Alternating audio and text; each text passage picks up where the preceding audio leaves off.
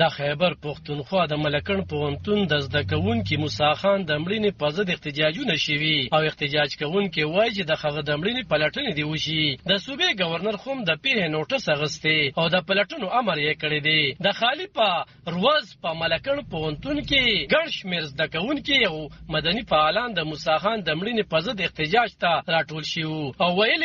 چې هغه پوهنتون ته د رباب وروړلو په سر د هاسټل څخه ویستل شوي او بیا د فکرمندۍ په حالت کې په یوه ټرافیکي پیښه کې جوبل شوي او مړ شوي دي. احتجاج کوونکي وایي چې پوهنتونونو کې د نصافي زده کړو ترڅنګ غیر نصافي فعالیتونه هم د ځوانانو دپاره د تعلیم یوه لویه ذریعه ده. په احتجاج کې شامل شاعر او لیکوال امجد شهزاد ویل خو په پوهنتونونو کې په رباب غږولو او نورو غیر نصابي سرګرمو بندیزونه ولګي نو د ځوانانو رجحان بیا د سخت دریځې اړخ ته اوړي. هغه وایي که ټولنه کې دغه مثبتي سرګرمۍ نه وي، ساعتتېري نه وي، نو تاسو ته پته ده چې ماشومان به ټوپک ته ځي، ماشومان به نشو تماشو ته ځي، خپل ژوند به تباه کوي، یوازې د دوی ژوند به نه تباه کېږي، د دې سره به تړلو د دوی د کورنو او ټولنې ژوند تباه کېږي. موسی خان د ملکن پوهنتون د جرنالیزم د څانګې د شپږم سیمسټر زده کوونکی و او د 5 خویندو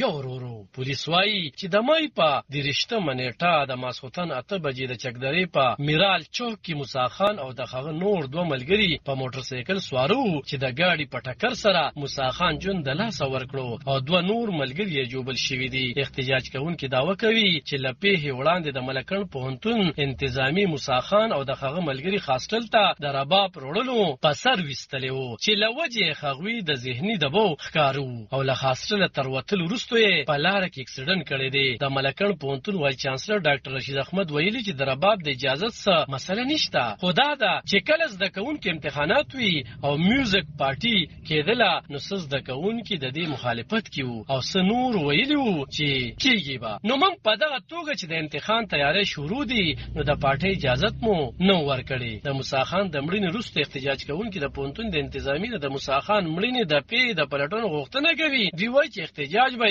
تر هغې روان وي تر څو چې د موسی خان د مړینې رڼې پلټنې نه وي شوي. په پېښور کې د مفکوره په نوم علمي پرختیایي مرکز هم په دې پیښه خفګان ښکاره کړی او ویلي دي چې دغه غیر دولتي سازمان به د چهارشنبې یا د ګل پر ورځ د پېښور پریس کلب مخې ته د ربابونو په غږونو سره د دې پیښې په ضد خپل احتجاج ریکارډ کوي او نړۍ ته به ښایي چې پښتانه په خپله خاوره د رباب نغمې غواړي، ټوپک او بارود نه غواړي. د صوبې د پوهنتونونو مشر گورنر فیصل کریم کونډي د پیښې نوټس اخیستی او په 3 ورځو کې د دې پیښې د پلټنو کولو غوښتنه کړې ده. علب خان شیرپو دلبر نیوز 400